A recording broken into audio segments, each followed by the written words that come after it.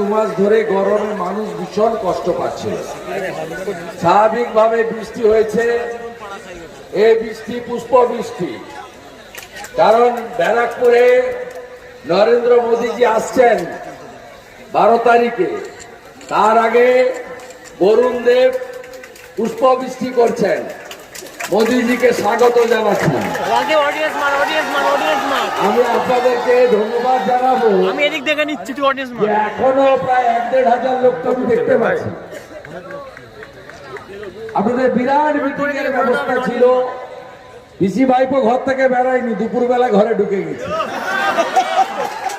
পিসি ভাইপো হেলিকপ্টার নিয়ে কাঁথা মুড়ি দিয়ে ঢুকে গেছে ঘরের ভিতরে। আমরা আছি মাঠে। 4 কিলোমিটার আমরা রোড শো করেছি। প্রায় 6000 কর্মী ভিজেছেন নৈহাটিতে। 6000 কর্মী ভিজেছেন, আমরাও ভিজেছি। মাথায় হয়তো ওই ক্যাপটা ছিল, বাকিটা আমি অর্জুনজি দুজনেও আমরাও ভিজেছি, মনোজবাবু ভিজেছে, আমাদের জেলার প্রেসিডেন্ট, সবাই ভিজেছি আমরা।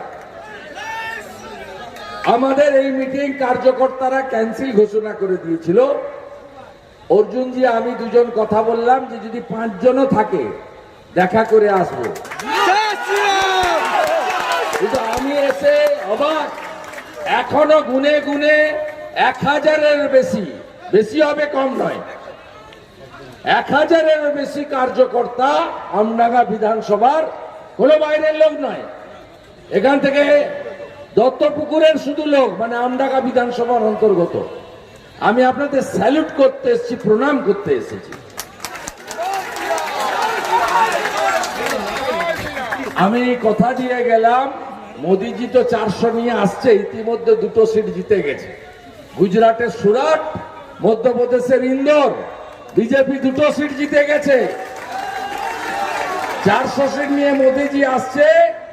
আর অর্জুন সিংজি 19-এ জিতেছিল 16,000-এ, এবারে 1,16,000-এর বেশি ভোটে, 1,16,000-এর বেশি ভোটে জিতবে।